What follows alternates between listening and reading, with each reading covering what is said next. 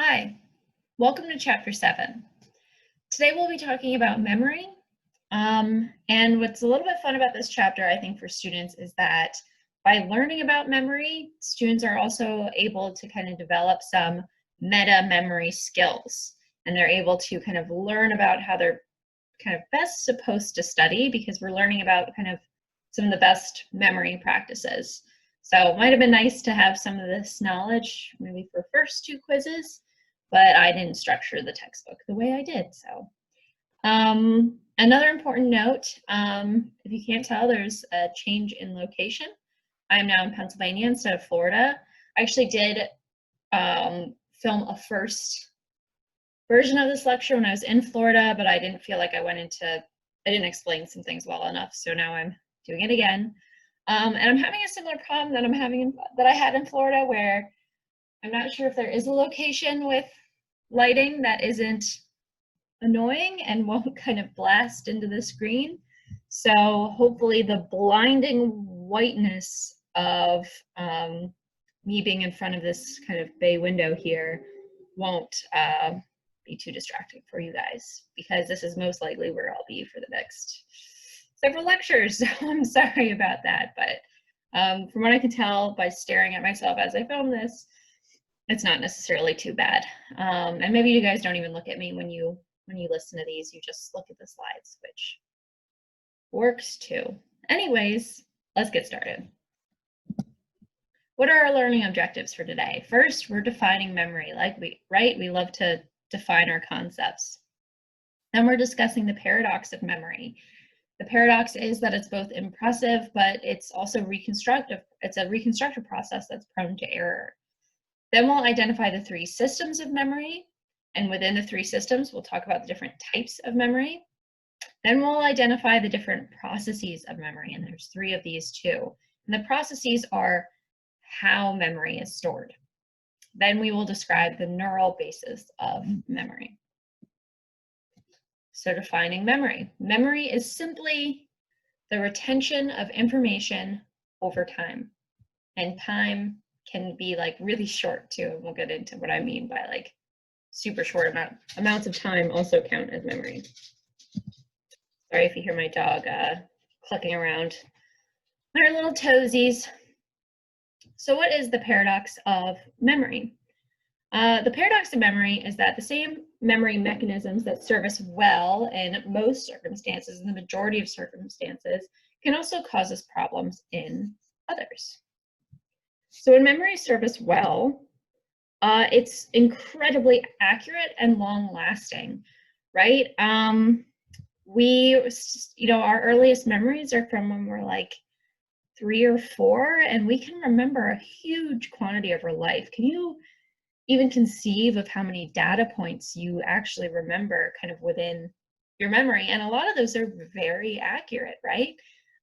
Even not even just about your own life, but also the amount of facts that you know are from your memory, and they're accurate, the facts that you kind of retain in your mind.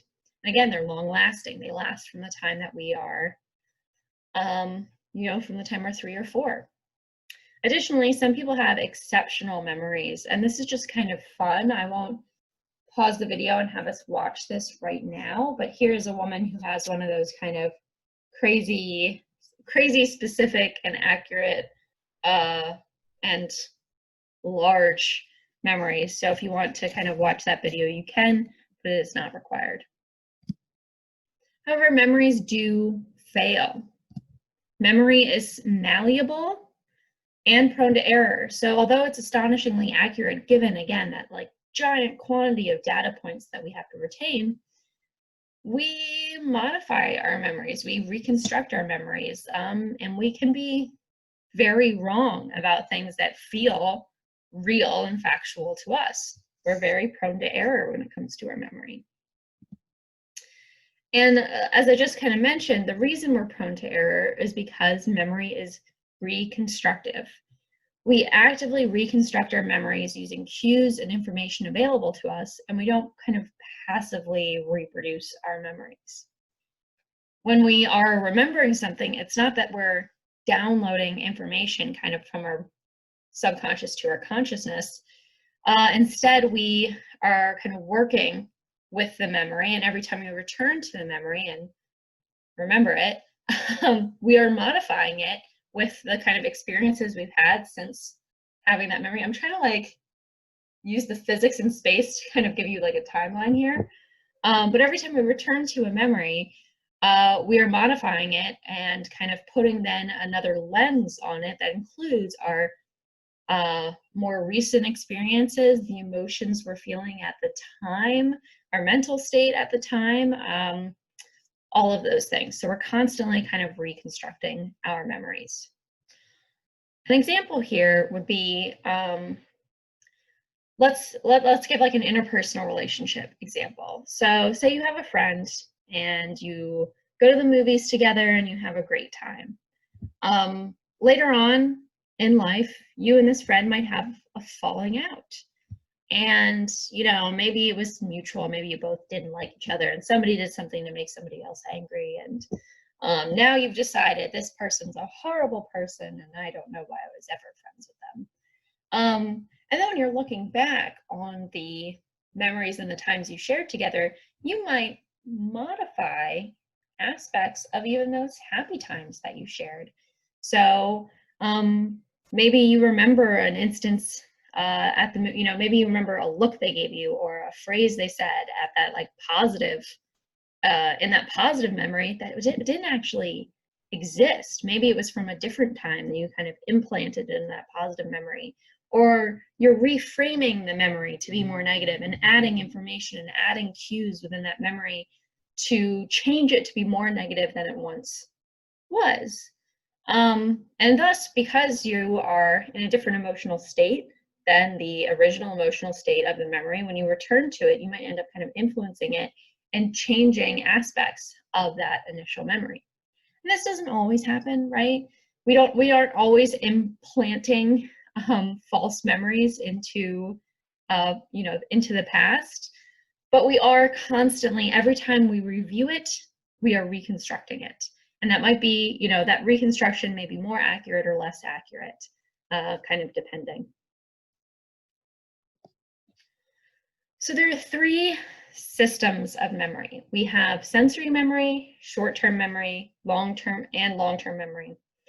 And these three systems vary by span, which is the amount of information the memory can hold, and they vary by duration, how long it can actually hold the information. So the first system of memory is also the shortest. So this is sensory memory. And sensory memory is the brief storage of perceptual information before it's passed into our short-term memory. It obviously holds a great deal of information, or it has a large capacity, but only for a short time. So our sensory memory is really taking in all of the perceptual information that we are attending to within our environment. So all of the kind of perceptual information that we've attended to is held within our sensory memory. So the actual length or the duration of our sensory memory also depends on the type of sense. So our iconic memory is from our visual sensory memory, and that only lasts for about a second. So if you're kind of in a new environment and then I ask you to close your eyes and kind of remember everything that was within that environment, that's a little harder than if somebody plays some music and you have to remember the kind of notes or what it sounded like. So we take a lot into our sensory memory, but we also lose quite a bit of it, right? There's a lot of data that comes in, it lasts for a couple of seconds, and then we lose it before we move on to our other types of memory or other systems of memory. And the next system is short-term memory. So we lose a bunch of sensory memory before it moves into short-term memory. So what is short-term memory? Short-term memory is a memory system that retains info for limited duration. So I think this is shorter than people tend to think of it. Short-term memory only really lasts for about 15 to 20 seconds. And short-term memory was discovered by Lloyd and Margaret Peterson, who presented participants with strings of 3 letters. And what they found was that participants could remember, a list of these 3-letter strings for about 3 seconds, but they couldn't remember these letters after 10 to 15 seconds. So it was kind of what we got from that was that there wasn't just memory, that there was a distinct kind of category of really short, a couple of seconds of duration memory. So that they discovered this other type of memory that only retains information for about 10 to 15 or 15 to 20 seconds. So short-term memory is distinct from but similar to working memory. And you won't need to know what working memory is for your quiz, but as a cognitive psychologist, I think working memory is important. And I think working memory and short-term memory are often kind of conflated. So working memory is the process with working with and manipulating information in our memory. So this can be both information that's coming in and then information that we're kind of pulling from our long-term memory. Short-term memory simply is about retaining the information for a short period of time, but working memory utilizes the information in a framework to temporarily store and manipulate the information. So a kind of comparison between these two would be in short-term memory, if you were kind of provided with a string of numbers and you have to remember 7, 10, 23, 47, right? You have to remember this string, and then after a couple seconds, I ask you to remember that string, and then you have to say it, right? That's short-term memory. Working memory would be if I asked you those numbers and then requested that you reorder them from lowest to highest. And I was not really attending even to what I was saying. And I think it's been a little bit more than 10 seconds. So I could not tell you the numbers that I just listed. So maybe one of you can quickly, use your working memory to reorder these numbers. But that would be kind of the difference. So with short-term memory, it's just about that retention. With working memory, I'm actually manipulating that information in some way. And, it's in the name, I'm working with it. So of course, we have loss out of our short-term memory. I think I just demonstrated that, right? I gave you some numbers, immediately lost it. So there's a few different ways that we lose short-term memory. One is decay. So this is the fading of information over time. And there's kind of a sharp initial decline. If you are retaining several pieces of information, you'll lose most of that information kind of right off the bat, and then it'll level off. So you can kind of, the amount of information you lose over time is really quick and then levels off over time. The next type of loss is interference, and this is the loss of information from memory because of competition from additional incoming information.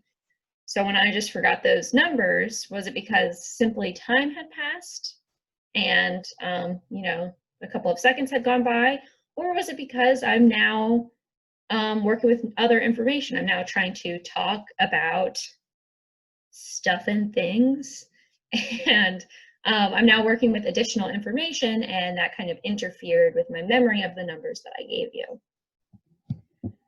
The first type of interference is retroactive interference, and this is the interference with the retention of old information due to the acquisition of new information. So the first example I will give would be, let's say, and this is an experience I've had. I got an Android after having an iPhone for years. It was right around the time that they got rid of the headphone jack, and I was like, that's it for me. So within a couple of months of having an iPhone, having an Android, I borrowed a friend's iPhone and I suddenly couldn't manipulate it anymore. I didn't know which swipes I was supposed to be using. I didn't know which buttons I was supposed to be pressing because I had learned the Android system, and that interfered with my kind of abilities and my skills with my iPhone knowledge. So the new knowledge then interfered with my old knowledge. Then there's proactive interference. So this is the interference with acquisition of new information due to previous learning of information. And again, I use my own personal example here. I took Spanish throughout all of high school, and then I took several Italian classes in college.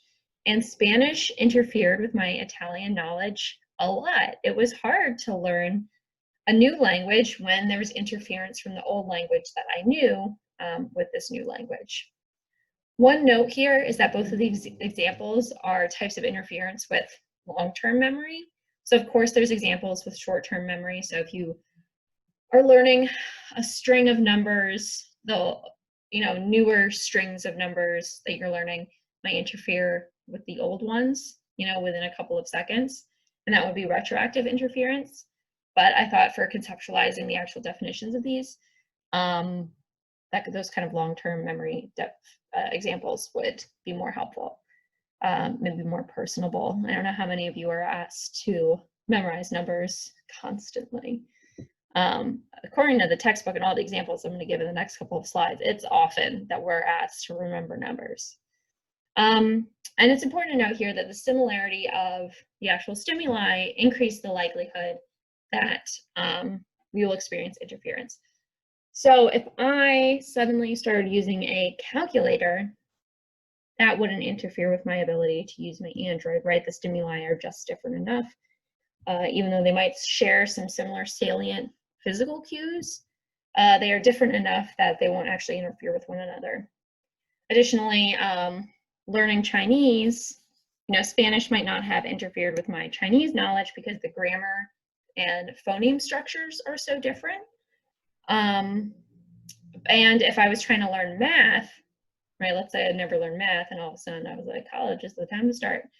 I've never learned how to memorize strings of numbers, first of all, so math's going to be real tough for me. But Spanish really probably wouldn't, my Spanish knowledge wouldn't interfere with my math knowledge in the same way that Spanish would interfere with my Italian knowledge. So the stimuli of the actual information or the actual content increases the likelihood of interference. So what is the span of short-term memory? Is there a limit to how much we can actually contain within our memory during the short term? Again, remember, sensory information is vast. So is short-term memory as vast as sensory memory? And is there a magic number to the actual number of objects or stimuli that we can retain in our short-term memory? And the answer is kind of. We have a span of between about 5 and 9 digits, or sometimes people conceptualize this as our span is 7 plus or minus 2. So an example is, and this is a little less relevant today now that everyone has area codes, but way back in the day when I was a kid and we used landlines, you didn't have to use area codes. So you would only have to know 7 digits. So a phone number was pretty easy to remember because 7 digits are kind of the span of our short-term memory. One thing to note here is that for children and for maybe older adults with degenerative brain issues or diseases, the span kind of changes. So that's why we have a full test for the digit span. We actually use the digit span test to test children's cognitive development with kind of short-term memory development. Additionally, the digit span test is a good measure of older adults' kind of brain degeneration, right? If an older adult can't remember 4 numbers in a row, that's a sign that something has kind of gone wrong, right? If they struggle with a lower number of digits than a kind of healthy adult would.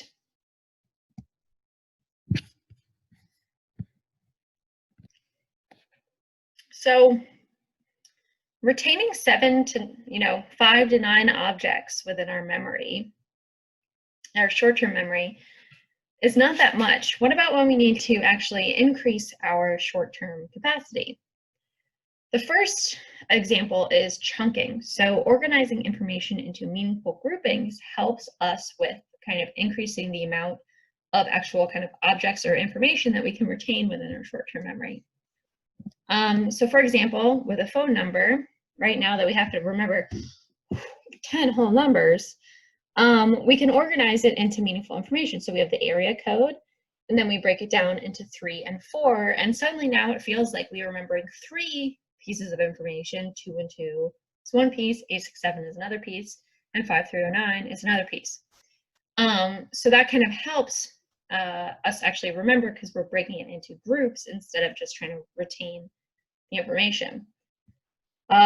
This is another example. This looks like a random string of letters, but if you organize the information into meaningful groupings, suddenly instead of remembering, I'm not going to count, we've already talked about my problems with the numbers.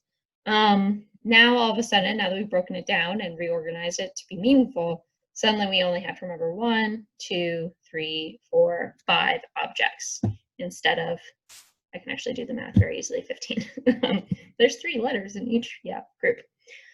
Okay.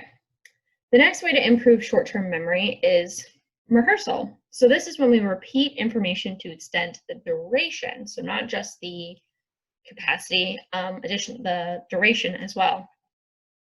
The first type of rehearsal is maintenance rehearsals. This is when you repeat stimuli in their original form to kind of retain them in your short-term memory before you can either kind of process them in your long-term memory or find a pen to write something down. So if somebody tells your tells you their phone number out loud, and they kind of tell you that string of numbers, maybe you repeat it in your head to yourself until you're able to find a pen and write it down, or type it into your phone. Elaborative rehearsal, on the other hand, links the actual stimuli to each other in a meaningful way to improve retention in short-term memory. So with a phone number, maybe you remember, you see 212 and you immediately think, oh, they're from New York, and that's how I'm going to remember what their area code is. Not sure how you would do it with with the rest of the numbers, but let's say you are kind of at a party and suddenly you're introduced to, remember parties, guys? But suddenly you're introduced to 10 people in a row. And that's really hard, right? Remembering the name of one person when they introduce you is kind of hard. When they introduce themselves to you is hard. So you're introduced to 10 people and you want to remember their names, and maybe you meet Mary and you think of your friend's aunt, and you kind of peg as like, oh, this woman has a similar name to someone I know. And for each person, they give you their name and you attach it to a meaningful piece of information so that it's easier for you to remember each of their names. So elaborative rehearsal works better than maintenance rehearsal. Simply repeating it to yourself might kind of get you to being able to write something down. It might kind of slightly extend the duration, but it's less likely to pass the information to long-term memory, and it won't extend the duration as long as elaborative rehearsal will. So there's a theory as to why elaborative rehearsal works. And this theory is that we have levels of processing. So that we process information at different depths. We process information at the visual level, the phonological level, and then the semantic level, with the semantic level being the level that has meaning. And the idea is that the deeper our processing, the deeper we actually process the information, the better we are at retaining that memory. However, with that said, while it's true that meaning does help with memory, the levels of processing theory is difficult to falsify, and it's unclear if we actually do have different actual levels of processing, with visual being the most shallow. So there hasn't really been evidence showing that there are these different levels of processing within our cognition. But again, with that said, even if we don't know why necessarily this works, it's just a good idea when you're trying to remember things and extend the duration, and the likelihood that something will transfer your long-term memory by using meaning.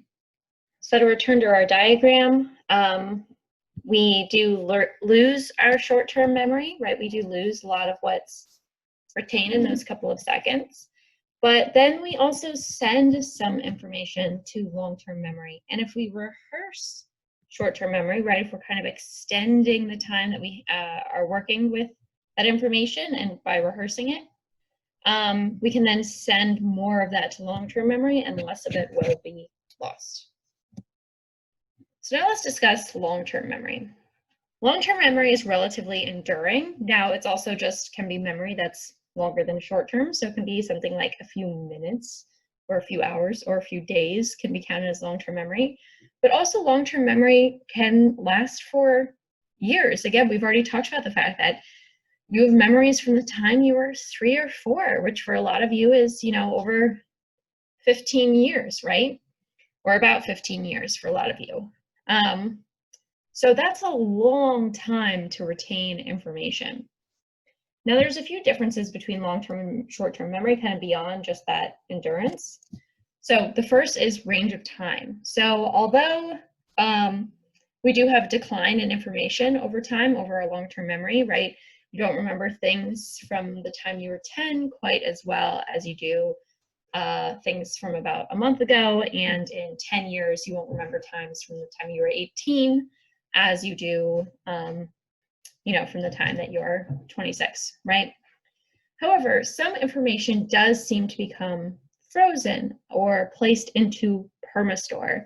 Now, permastore is a type of long-term memory that appears to be permanent. So although we do have a decline in information, we also have quite a bit of information within our long-term memory that appears to be pretty permanent. And that's, of course, barring degenerative brain diseases.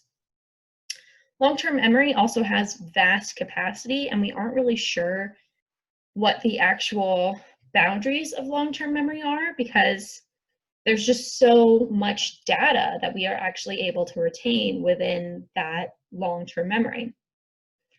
Additionally, the errors in long-term memory tend to be semantic or based on meaning instead of acoustic or based on how the information sounds. So the example that your textbook gives you that I actually like, because I'm apparently not creative enough to come up with my own example, is that an error in long-term memory, if you're asked to remember a poodle, an error in long-term memory might be that you remember a Labrador. You knew it was a dog, but you didn't remember that it was actually a poodle. However, with short-term memory, if you're asked to remember a bunch of things in a list, you might remember noodle instead of poodle, because you kind of make the acoustic mistake instead of the semantic mistake. So with long-term memory, can we actually predict which items you're more likely to kind of retain within your long-term memory? And so we'll do a little bit of an experiment here. So why don't you pause me for a couple of seconds and read this list from top to bottom.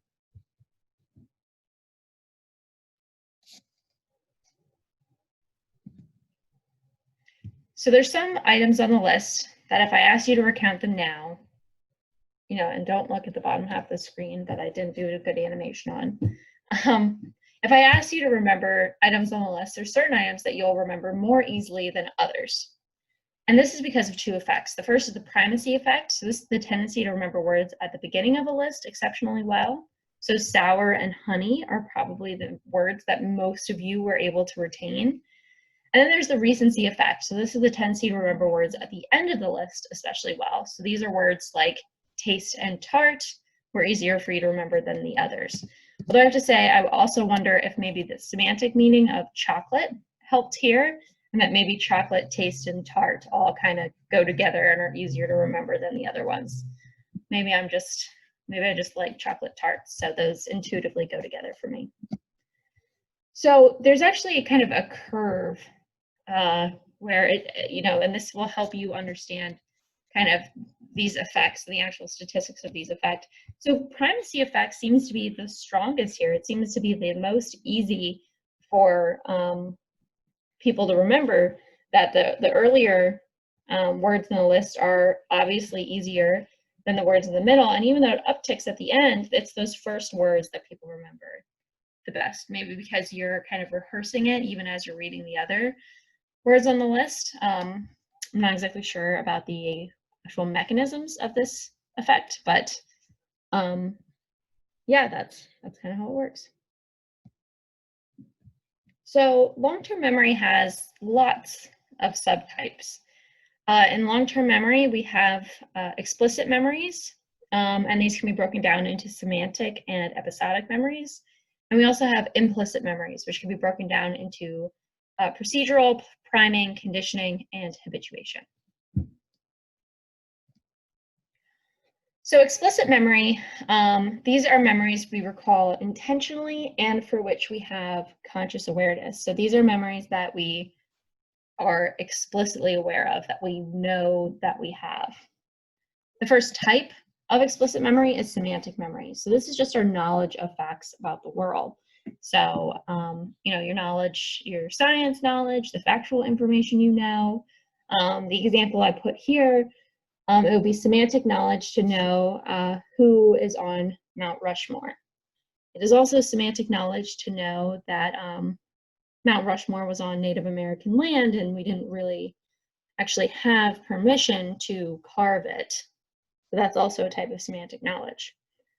Then there's episodic memory. So these are recollections of events within our life. So actual parts of our life story. So I chose a picture of myself as a kid because I have an episodic memory. I have a recollection of going to the pool this day with my siblings. What's interesting about these two types of memories is you can imagine that they kind of can blend with each other, right? So for me, a semantic memory would be that I would know that, 9/11 occurred in 2001, and maybe I have facts about 9/11. I know how many people died in 9/11. I know generally the times that it happened at, but I have an episodic memory around 9/11 of, being a child and watching it on television.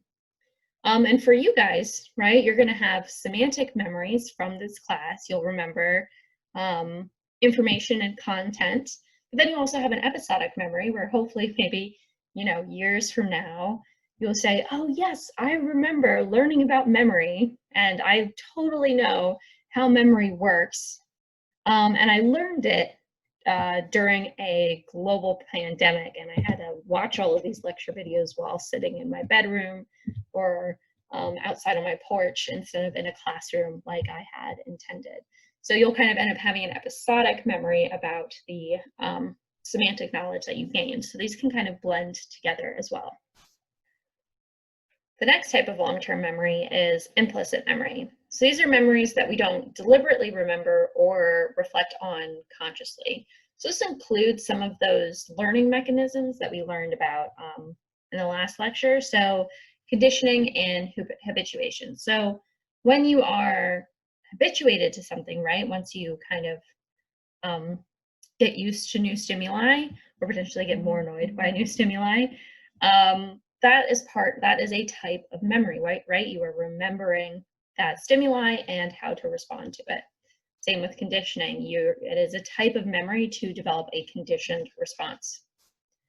The next type of implicit memory is procedural memory. This is our memory for how to do things, including motor skills and habits. So these don't necessarily feel like classic memory because we typically only think of our explicit memories, but remembering how to ride a bike is a type of memory.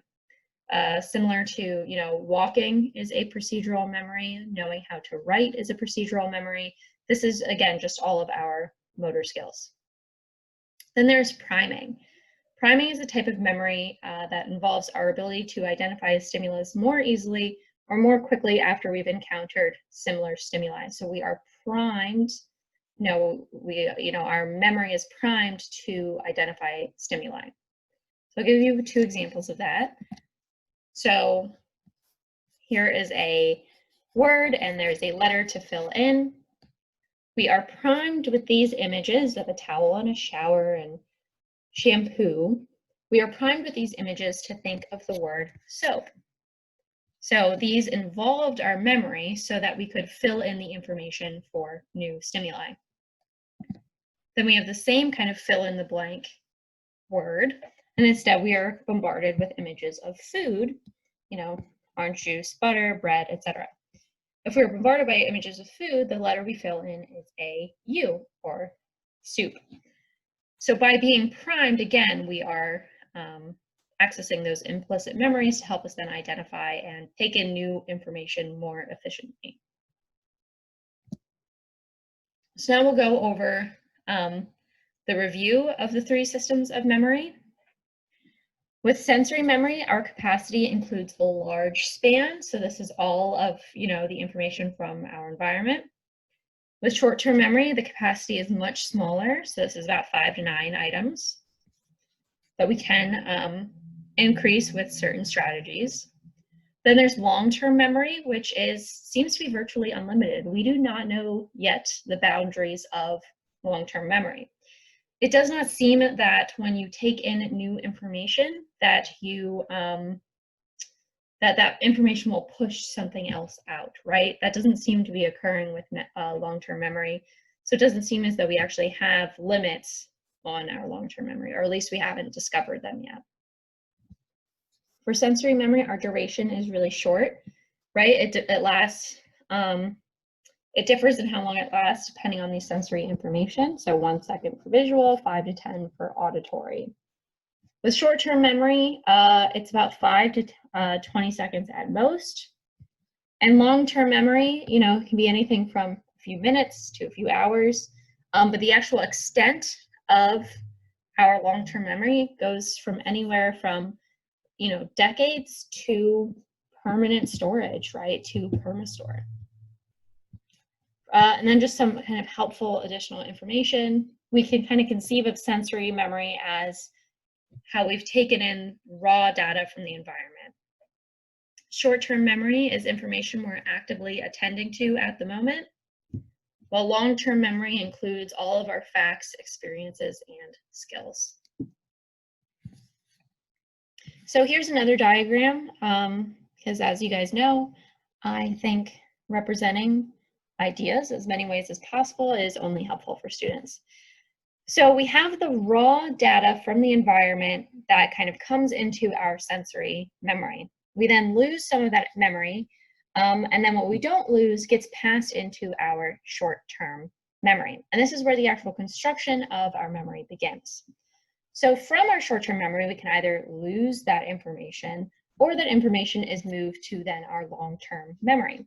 And we can, as discussed, we can extend the length of our short-term memory or increase the chances that our memory is passed on to long-term memory through the process of rehearsal or things like chunking or those other types of kind of tips that we talked about earlier in the slides. So this is actually a diagram from your textbook, and if you can't tell, they are showing that long-term memory can then pass back into short-term memory.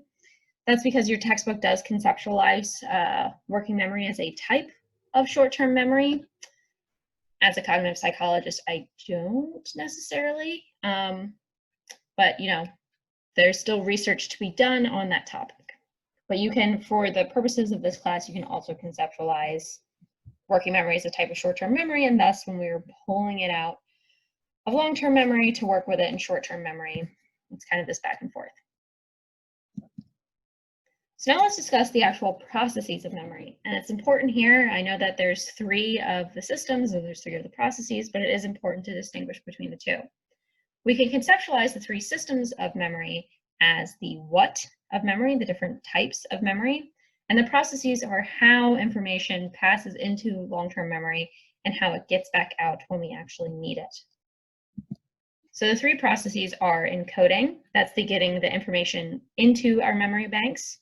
Then there's storage, that's the process of actually keeping the information in our memory, and retrieval, the reactivation or reconstruction of experiences or knowledge from our memory stores.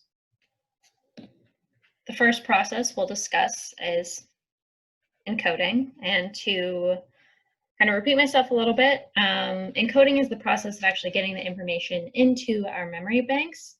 And most of our memory failures aren't necessarily a failure of loss from storage, but instead they're a failure of encoding.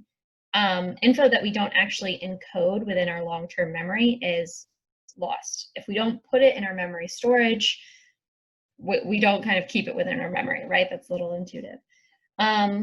So most stimuli within our environment actually aren't encoded, right? There's a lot of information to take in. So that's a lot of details that we don't constantly encode into our memory. So attention plays a huge role in encoding. So to encode information, we actually have to first attend to it. So I gave this example a little bit before, but if you've ever been introduced to several people in a row, we don't remember most of the people's names, and often that has more to do with the fact that we weren't totally paying attention to their names, instead of the fact that we then forgot it once it moved into our storage. I think sometimes when people are listening to a list of other people's names, they're instead thinking about when they have to introduce themselves. Another important note here, when it comes to something like drinking, when you drink too much, the issue isn't that you lose memories, that blacking out makes you lose memories that were kind of existing through the night. Instead, when you black out, you actually stop encoding memories. Memories stop being stored within your long-term memory. But here's a good example of how attention works. So here are a bunch of different pennies, and we can all recognize that they are pennies from the basic stimuli, right? Pennies are made out of copper or faux copper now. They're all about the same size. They have Abraham Lincoln on them. So we're able to recognize that this is a penny.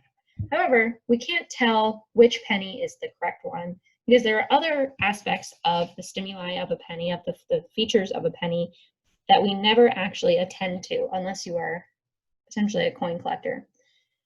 So I could not, I've actually, as I told you guys, this is the second time I've done this lecture, I still can't tell you which penny is the correct one because I didn't attend to it. For your information, it is this one. But this is a type of stimuli, right? This is a stimuli we see constantly all the time that we never fully attend to in order to encode it. So there are learning aids and strategies to enhance our ability to recall information and aid in our ability to encode information. And these are called mnemonics. So a few examples of mnemonics that people are aware of for remembering the kind of notes on an instrument, you might have learned every good boy does fine, E, G, B, D, F.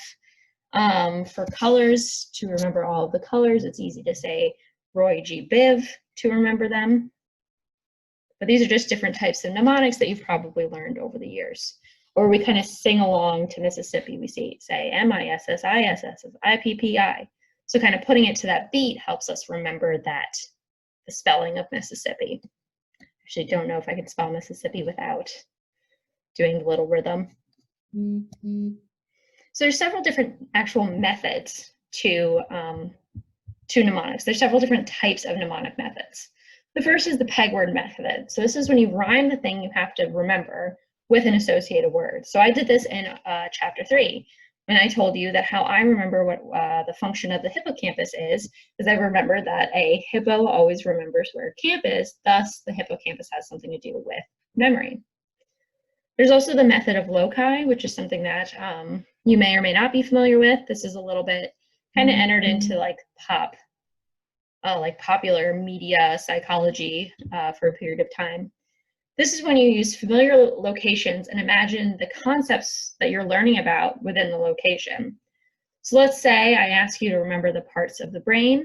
Well, how you might do that is you might kind of remember them on your walk to work. So say you pass a park and you think of, the cerebellum should be in that park.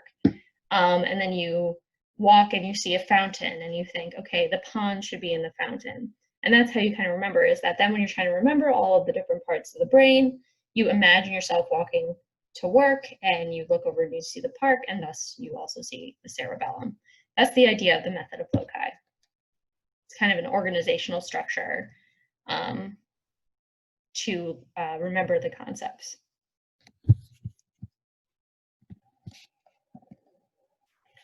The next mnemonic device is the keyword method. So this is when you're learning a foreign language, you'll use words in your native language that remind you of the word that you're actually trying to remember. So you kind of pick a familiar word that kind of sounds like or looks like the word in the new language. An example I thought of is that when you're learning Spanish, you learn that biblioteca means library. So you might recognize and kind of compare the word Bible to biblio. They look kind of similar and maybe they even sound a little similar to you. So how you might remember the word biblioteca is you think the biblio, the Bible could be found at the library, and then that's a good way for you to remember it. Although with that said, biblio just means book in Greek, so that's probably where the word Bible came from. So there's probably keywords that are farther apart than Bible and biblio, but it's still helpful to remember that information, right? The next mnemonic device is putting material to music, right? Just putting stuff to music. How did you all learn your ABCs? You sing the song. And this is another example of, I don't know if I could, remember my ABCs without kind of internally doing the little song. Music is how Sesame Street has done such a fantastic job teaching concepts and ideas and information to the kids over all these years, is because they put so much of their material to music, and it's really helpful for kids. Next up is storage. This is the process of actually keeping the information in our memory once we've encoded it. And how we actually store things is through something called a schema. So this is an organized knowledge structure or mental model that we've stored in our memory. So we kind of categorize things within our brain into schemas and into organized knowledge structures. So I included this image, and it's one way that you can conceptualize how schemas work, but you can conceptualize our memory maybe like a library, that you might go to specific categories or schemas to pull out information because it'll be stored into an actual structure. So it'll be stored into a specific category. So a type of schema, an example of a schema, is that when you go to a restaurant, you know the rules. Every time you go to a restaurant, you don't have to figure out what the process is, right? You don't go and then go, oh my God, am I supposed to sit at the table first? Do I eat first? When do I pay the check? You already have the schema. You have the organized mental model in order to then make that experience easier. You already have that structure in your mind of how this is supposed to go. Schemas equip us with frames of reference for new situations, right? You go to a new restaurant, that's actually a new experience, but we already have the schema of how a restaurant is supposed to work. So this leads to two issues, and I'll talk about one first, the one that's actually relevant to the material. This can lead to memory errors, right? This can produce memory illusions or memory distortions in situations that don't fit within our schema. So if something has kind of gone outside of the schema and isn't operating in the same way that we might expect it to, we might be more likely to have a memory error. And in fact, we might kind of fit it into our schema anyway, even if it wasn't exactly like that, because those schemas are so strong. And then the other point I was going to make, this is more about like a interpersonal social thing. We operate within schemas in our social relationships all the time. And this is a way that some people actually are skilled at violating boundaries, in that there's schemas, there's rules for how social interactions are supposed to go. And if somebody is violating that and, passing your boundaries, there's not necessarily a schema for what you're supposed to do in that situation, right? If you've never had to deal with something uncomfortable, it's hard then to, on the fly, stick up for yourself or say no or defend yourself or anything like that, because there are schemas in place for how people are supposed to behave, and we don't really know what to do outside of those schemas. And that means what's important here is that people who might freeze up or act, not do what they think they should have done in an uncomfortable situation like that has gone far outside of your schema, it's not your fault. It's the person who's violating the typical norms of behavior in social interaction and putting you in an uncomfortable situation that is to blame. Just a little helpful hint. This can range from, lots of different situations. Next is retrieval. So this is the reactivation or reconstruction of experiences from our memory stores. Again, reconstruction is the key word here. We aren't kind of, this is where it differs from a library. I don't go to the place in my brain and pull out the book, and the book is the same every time. Every time I revisit that memory, I'm reconstructing it and reforming it and, working with it. There are retrieval cues in our environment, which are hints that make it easier for us to recall information. So, when you're kind of operating within the world, you don't have all of your memories at the forefront of your mind all the time. You need cues in order to kind of pull things out of your library. Just gonna keep going back to that metaphor. So, that's how we tell stories with each other, right? That one person tells a story and maybe it's about their dog and it flags a memory for you. It cues a different memory for you about your own dog and something silly. And even if you haven't thought of that story in years or decades, that cue can bring that memory up incredibly quickly, right? That you were able to recount that story with ease because that cue kind of made your brain like a file sorter and it found the file and pulled it out. It reconstructed it too, but whatever. So again, we have, decades of information and basically near infinite data to pull from. So we have these cues within our environment from things like conversations, from things like certain stimuli within our environment that remind us of this information. We're able to pull it from storage relatively quickly. So there are 3 R's of memory measurement. How do we actually measure how well people remember something or learn something?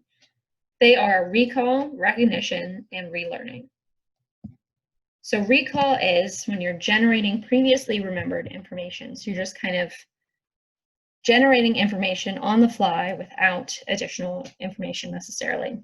So these are if we're measuring someone's memory or what they've learned or what they remember from class, we might ask you to fill in the blank or provide an essay question.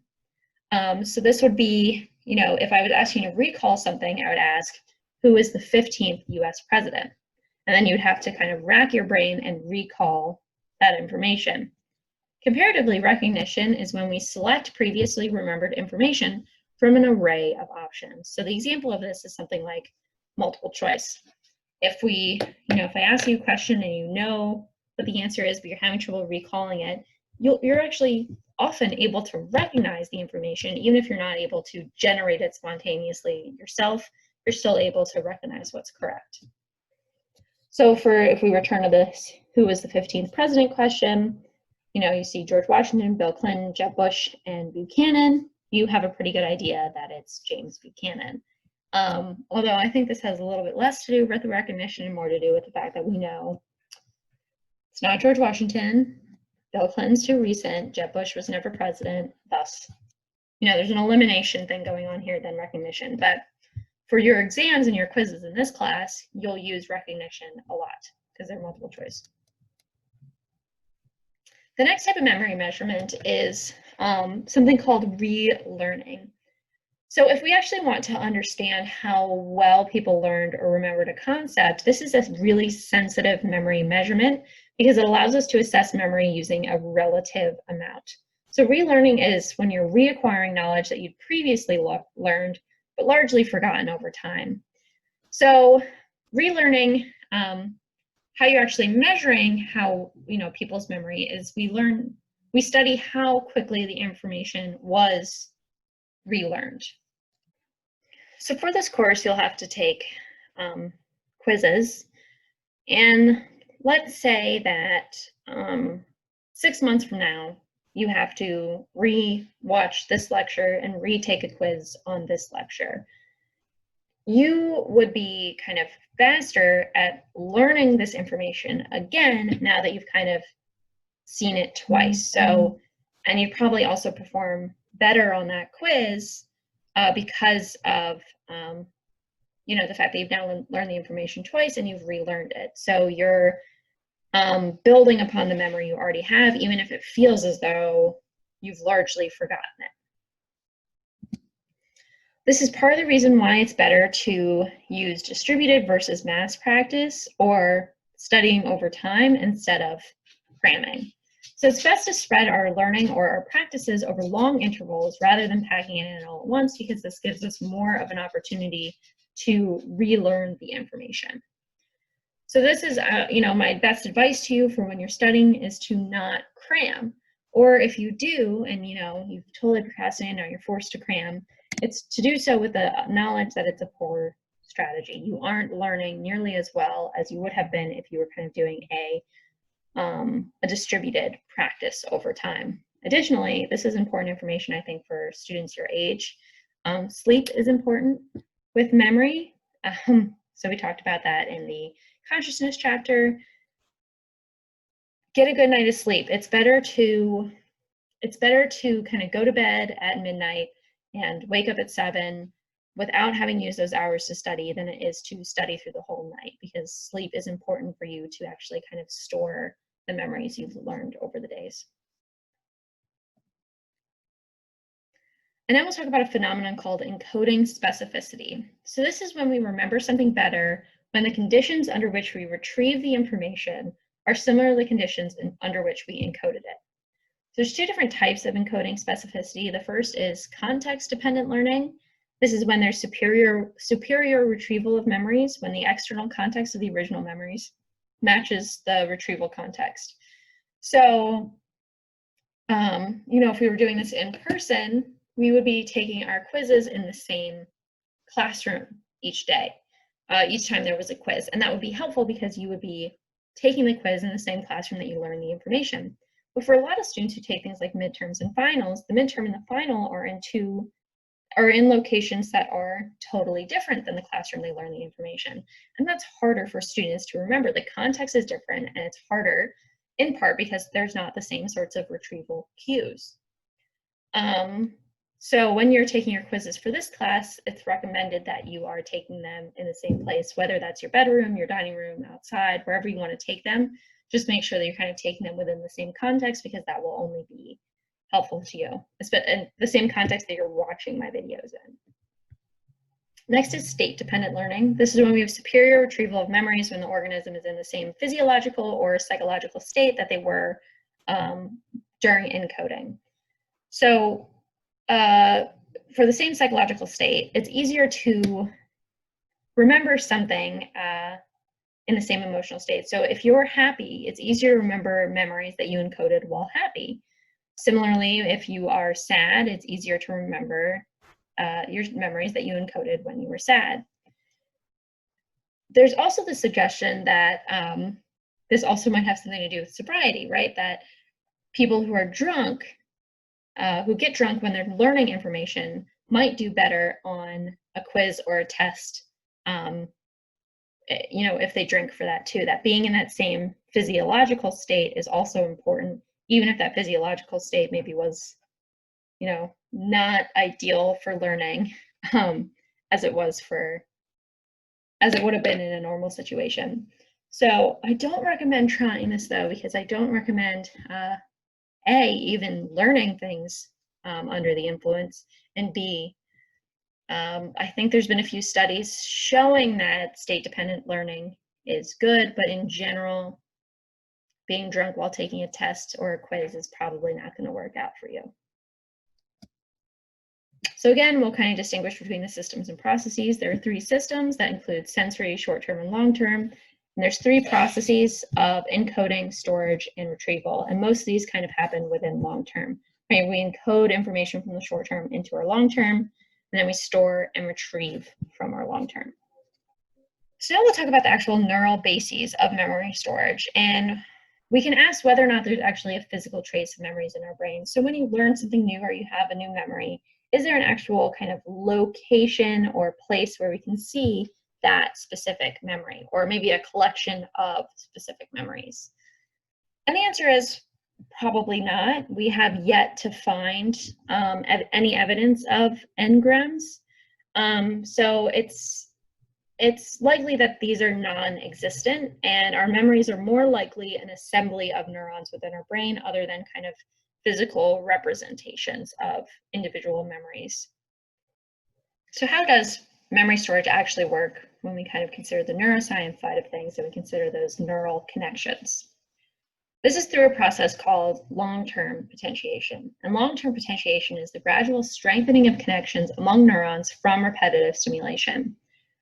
So if you remember, I briefly touched upon this in chapter 3 in the biopsychology chapter when we discussed synaptic pruning. And we talked about how When children are infants, right, they kind of experience the world, and certain synapses, certain connections between neurons are strengthened from experiences from learning, and others aren't strengthened. And those that aren't strengthened are pruned away.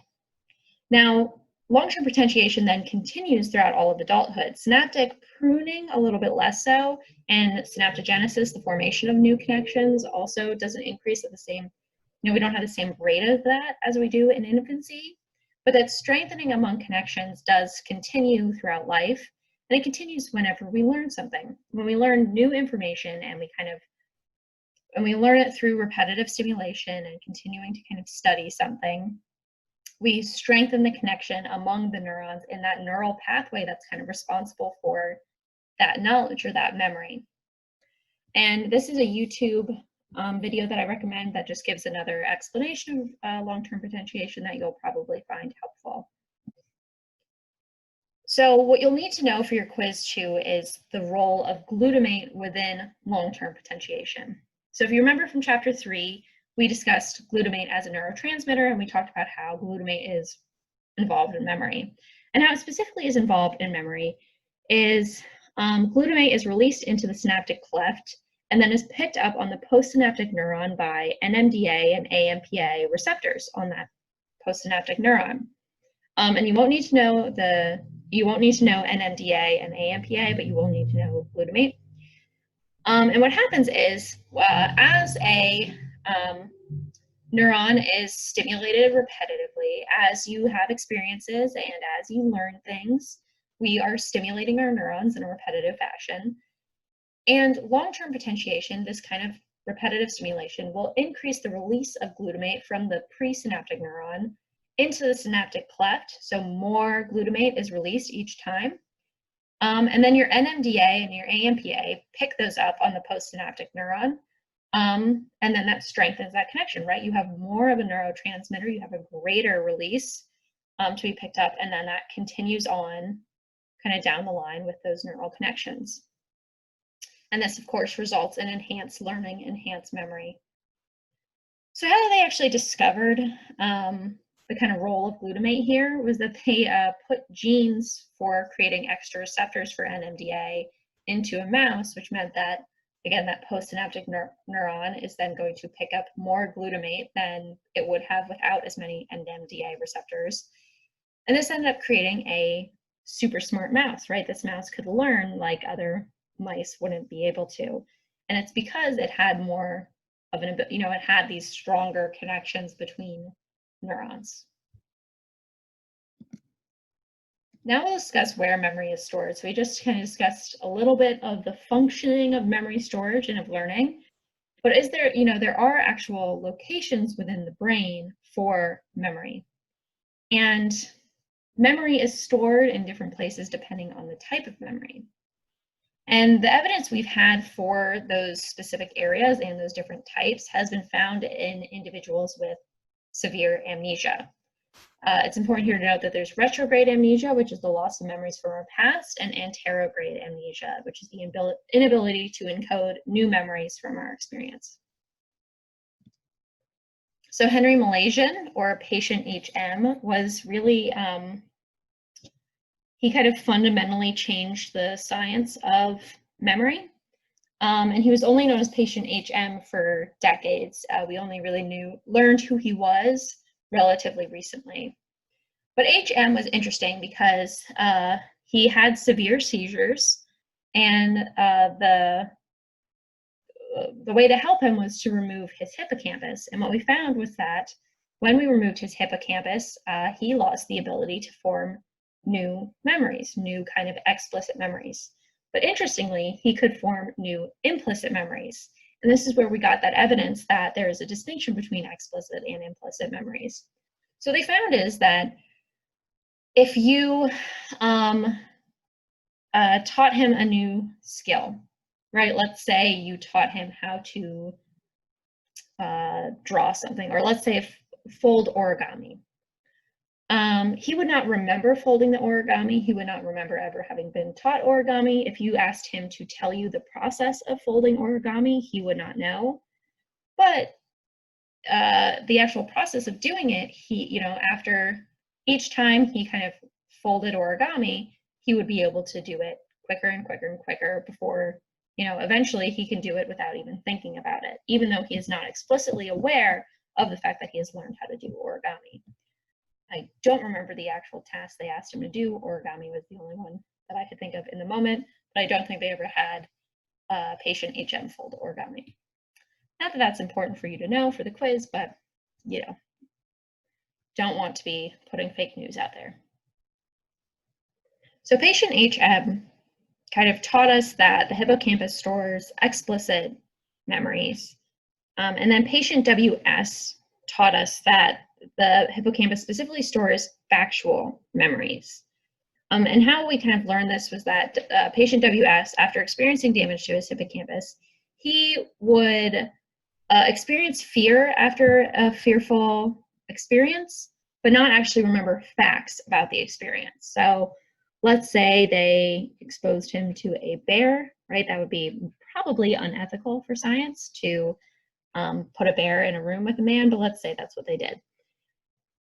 If you asked him after the fact, if he remembered the experience, he would not, but he would still feel fearful, which indicated that, again, there was a separate area of the brain for emotional memories. So even if that, the feeling of fear and the memory of fear was there, even if the explicit facts about what made him afraid were there. So that gives us an indication that these are two different areas. And then patient SM experienced damage to his amygdala, which now has to do with emotional memories, or at least the emotional components of memories. And he had the kind of opposite happen to him. If you put him in a room alone with a bear, maybe he would feel afraid at the time, and then afterwards he could remember the facts about the scary experience, but he could not remember the actual fear that he felt, which gives us an idea that the amygdala is responsible for storing those emotional memories, and that the hippocampus and the amygdala they can store the same memory, right, but different components of that memory. So adrenaline and cortisol actually play a role in this emotional memory formation because they're released in response to stress. So the release of adrenaline and cortisol actually lead to enhanced memory for emotional events compared to neutral. So what's interesting is that the drug propranolol,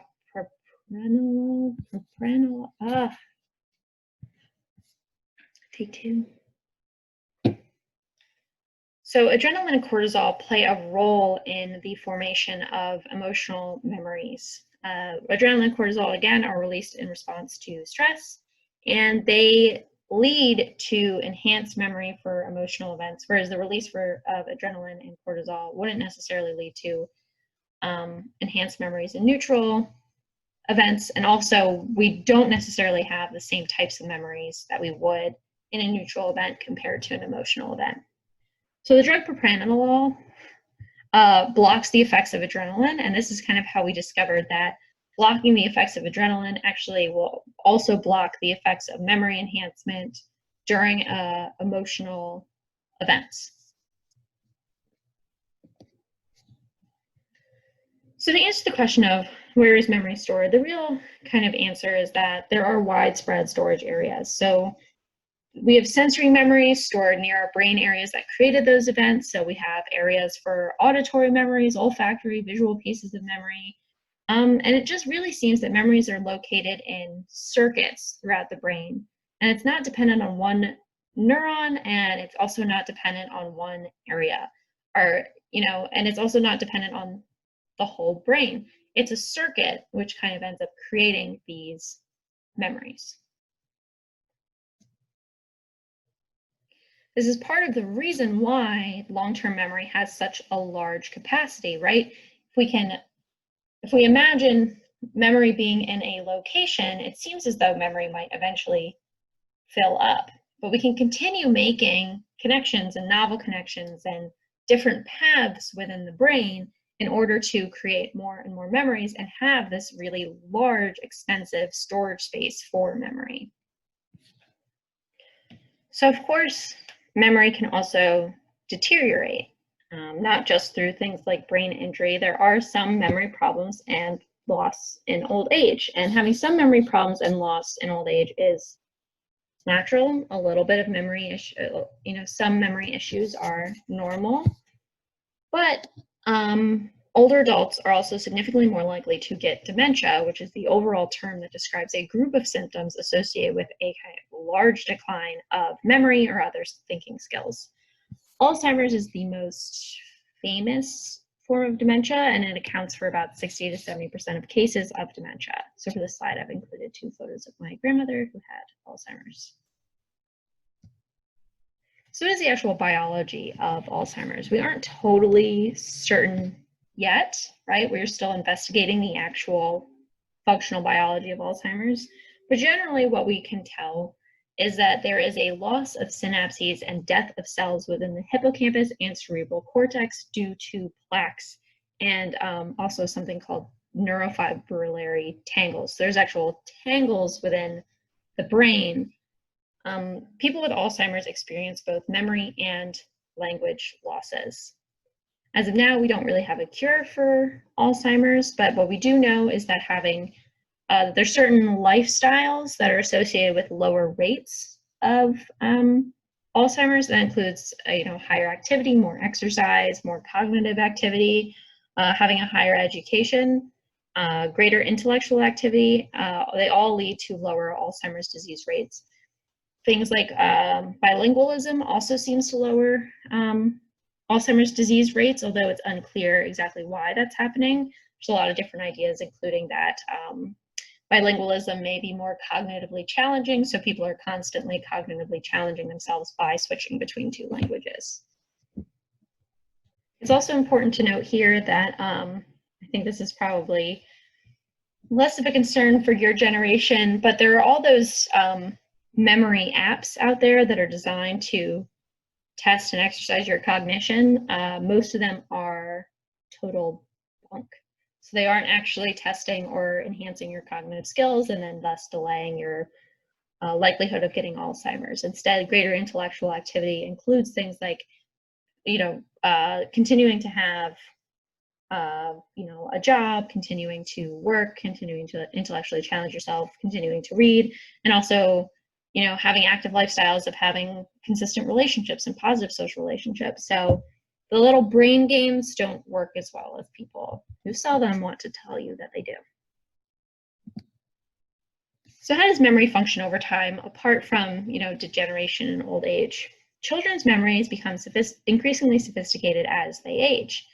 So children don't kind of reach that typical normal adult span until they're about age 12. Instead, like we were talking about with that digit span test, they are only able to retain,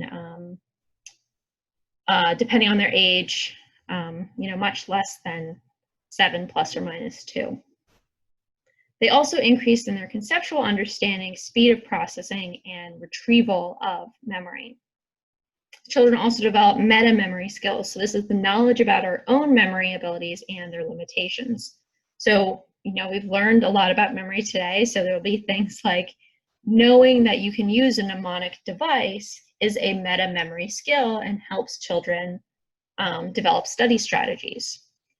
Young children don't really have good meta-memory, so they often overestimate how much they'll remember about something than older children who have better meta-memory skills and have an understanding of their limitations and are thus better at being able to overcome those limitations. So, we've talked about the fact that, when I've described the long how long memories last, I've described that most of you have probably had your first memory between, 3 and 4, and it even goes up to 5. So this has raised the interesting question of why don't we remember anything before that age? And we actually don't have a good answer to this yet. But this is something called infantile amnesia, and this is the inability of adults to remember personal experiences that took place before an early age. So why does this happen? So it had been hypothesized for years that children actually just didn't have memory, and that's why we couldn't remember things before a certain age. But we've since demonstrated that infants at least have implicit memories, and how they discovered this was through a kind of kicking protocol. And basically what they did is they established how often infants would kick in their crib. You know, babies flail around a lot. It seems pretty random, their kicking and arm flailing. And then they would tie their foot to a mobile, something above their bed. And infants would be interested in the mobile and its movements. So when they kicked, the mobile would move. When the child kicked again, the mobile moves again. So as an adult, we would recognize the kicking leads to mobile movement, but if you think infants don't have memory or those cognitive skills, you might say that they don't understand that like cause and effect process. And then what they did is eventually they placed the baby back into a crib sometime later and measured their kicking again. And what they found was that infants, when they see the mobile, who have kind of had this experience of being able to have a cause and effect on it, kick significantly more often than they did at baseline. And infants who didn't have this experience don't have this change in kicking frequency. So it seems as though infants were remembering that they were remembering the mobile and they were remembering the effect of their kicking. And what they found was that 3 months old were actually, it wasn't just that they remembered the mobile an hour later, they were remembering the mobile for over a week. And 6 months old could actually remember the effect that they had on the mobile for over 2 weeks. And here's a YouTube video of the actual experiment, which I recommend watching because you also get cute babies kicking a mobile. And they'll explain the actual process to you more in depth too.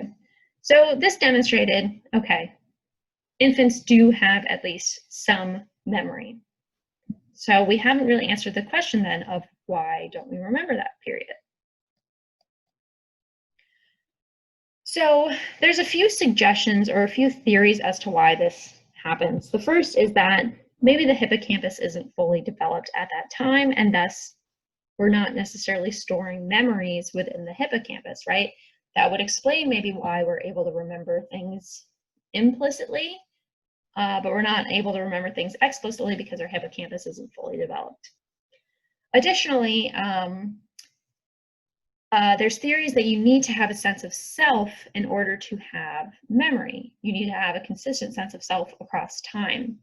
And, you know, as an adult, we know who we are, and thus we are able to think of our lives and our memories as part of a larger life story. But an infant actually doesn't seem to have much of a sense of self at all. They don't distinguish themselves as an independent part of the world. And people have demonstrated this by mirror tests where infants can't actually recognize themselves in a mirror. If you place a red dot on their forehead, and you know, older infants with a sense of self will raise their hand up and try to rub the dot off. Younger infants without that sense of self will see the mirror and think, oh, there's a baby with a dot on its forehead. They don't have that same sense of self, and thus people who theorize that a sense of self is required for memory believe that that's sort of the core missing value. Additionally, we've talked about the role of attention in encoding. Maybe because infants have a lower attentional capacity, they also have a lower memory capacity.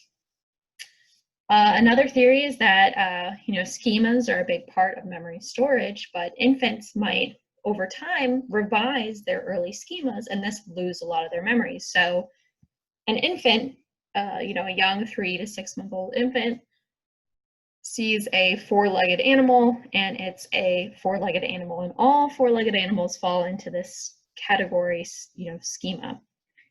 But as they get older, they revise those schemas, and then there are dogs, right? At a certain point, they understand that this type of four-legged animal is a dog, this type of four-legged animal is a cat, this type of four-legged animal is a cow, and thus that revision of early schemas, you know, as schemas are revised in childhood, you know, we don't remember those prior unrevised schemas. The last theory is one of the ones that's most popular, and this theory is that to actually encode knowledge, to actually encode memory, we do this with language. And that language is a requirement for actual memory and long-term memory, and that's where infants fail, that they are not able to create these explicit memories because they don't have language in order to describe it. The problem with some of these, right, the schemas and the encoding with language, is that by 2 or so, children are starting to label things with words, and that our memories don't necessarily get better as we get more fluent in language. Although this does seem very promising, it doesn't seem to tell the entire picture. So as briefly touched on in this lecture, we often have inaccurate or even sometimes totally false memories. And this isn't necessarily a false memory, but for a while there was this popular idea of something called a flashbulb memory.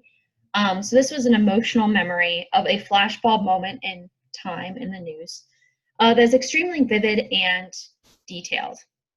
So a few examples of this is if you ask people, where were you when? There's just a few events that, worldwide events that people, or national events that people can answer that question for. So the Challenger explosion created a lot of flashbulb memories. The JFK assassination did. 9/11 created flashbulb memories. But as of now, this concept is a little out of vogue. Flashbulb memories are extremely vivid, and they are actually persistent, so they do kind of last over time. However, it does not seem as though flashbulb memories are more accurate than other types of memories. So although these events kind of create maybe an extremely vivid and detailed memory, those details can be incorrect and wrong. And actually one of your writing assignments will be to delve into this flashbulb memory concept a little further, but flashbulb memories are not necessarily more accurate than any other type of memory. So there's some other false memory terms. The first is source monitoring confusion. So this is the lack of clarity over the origin of a memory. So whether or not you learned something from a book, or whether or not somebody told it to you, or you read it on Reddit or read it on Wikipedia. Sometimes it can get a little confusing about where we learned something or where we were and where our memory started. So a type of source monitoring error is something called cryptomnesia, which is the failure to recognize that our ideas originated with someone else. So I don't know how many of you have had this happen where you end up telling information back to the person who told it to you. So you didn't remember that, you've been passing this off as your idea, maybe you even thought that you had it, and then you end up accidentally telling that information to the exact same person who told it to you. So this is just, again, a different type of source monitoring confusion.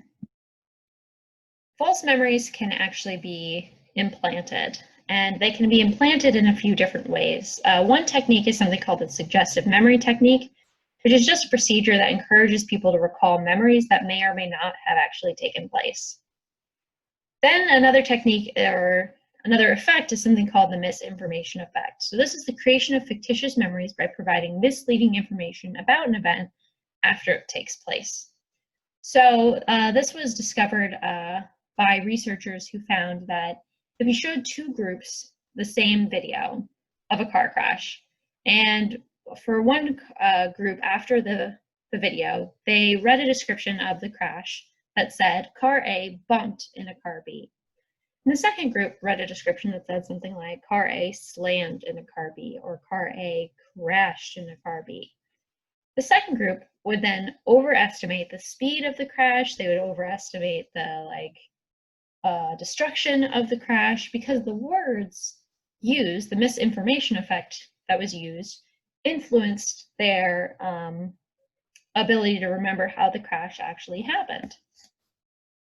And we'll watch a video of how false memories can be implanted.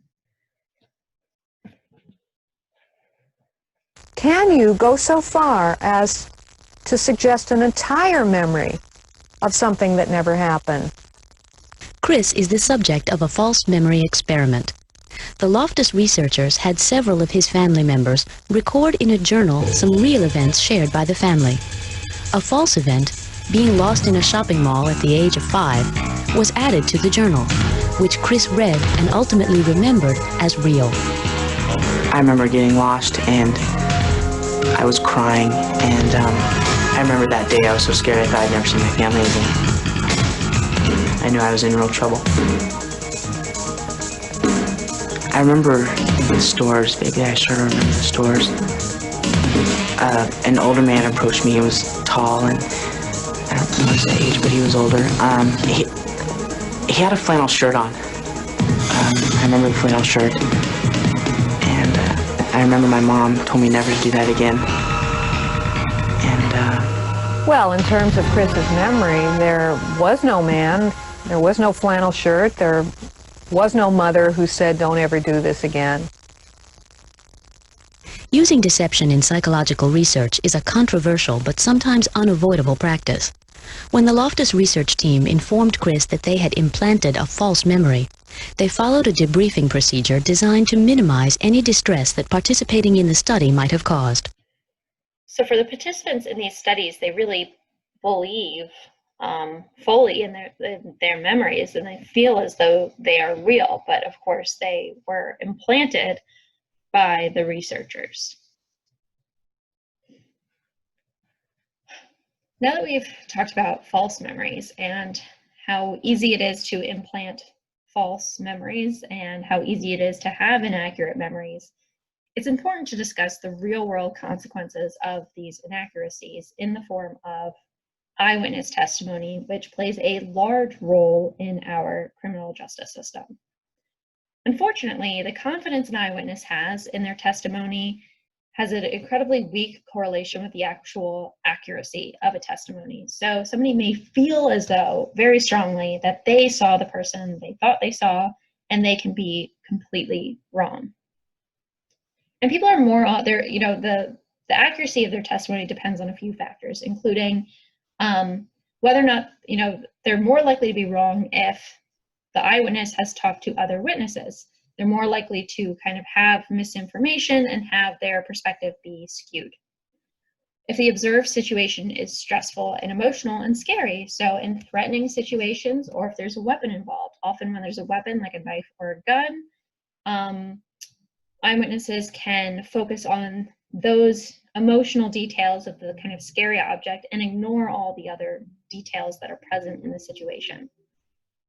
Additionally, and importantly, whether or not the eyewitness is questioned repeatedly or in a leading way. And this is incredibly, sadly, a pretty common technique in police forces, and maybe not every police force, but this does happen quite a bit, where police officers will kind of lead eyewitnesses to the direction that the police officer wants them to go in. And often it's not because the police officer is horrible, but they think that they have the right answer, and they will accidentally or on purpose implant false information into the eyewitness and lead them to a false memory. Of course, then other biases play a role. Not only biases within our judicial system, right? Not only, depending on what skin color the victim is versus the perpetrator, that plays a role in how accurate we believe the testimony is of the eyewitness, but also we've spoken about how it's people neurologically aren't necessarily great at distinguishing between people of other races. So if you ask somebody to identify a perpetrator who is of another race, they are going to be less accurate than they would have been if they were identifying a member of their own race. And then that's on top of the fact that we are more likely to believe a white perpetrator over a person of color. A white perpetrator and a white victim over a person of color. Luckily, there are people who are doing really fantastic work to kind of remove our justice system's over-reliance on things like eyewitness testimony. Again, eyewitness testimony is especially susceptible to inaccurate memories and is especially susceptible to biases, including biases of police officers who may be leading witnesses in a certain direction. And again, bias is a part of life, so it would be best to not rely on something that is so prone to bias like eyewitness testimony. So the Innocence Project has a goal of exonerating people who were wrongly convicted. And part of that is, discussing the role of eyewitness testimony in the justice system. And what they found is that they've started exonerating people based on things like DNA evidence, and they've exonerated hundreds, if not thousands, of people so far. And a lot of these people were put into jail because of eyewitness testimony. And maybe these victims or witnesses were confident in their memories, and they really felt as though they were helping out and putting somebody away who did something wrong.